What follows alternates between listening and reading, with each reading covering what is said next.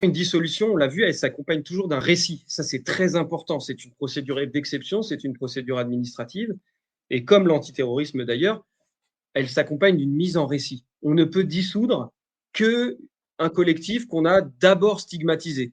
Donc l'anti-républicain, le Black Bloc, l'ultra-gauche, l'éco-terroriste. On crée d'abord un récit qui stigmatise, qui met en danger, voilà, qui montre un danger, pour ensuite valider, faire accepter la dissolution. C'est vraiment une procédure politique, hein, politique au sens d'une mise en récit, d'une fabrique du consentement.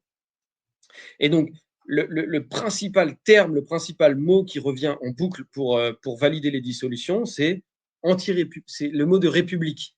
Ce collectif, cette association, ce groupement de faits porte atteinte aux valeurs de la République. Et tu l'as dit, la loi séparatiste, son vrai nom, c'est loi confortant les principes de la République.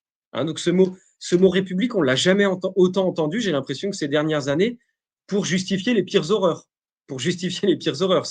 On parle de débat républicain pour justifier l'interdiction du voile, la stigmatisation des musulmans. On parle de procédure républicaine pour justifier le 49-3. Voilà, l'an dernier, on a beaucoup entendu mais écoutez, c'est républicain.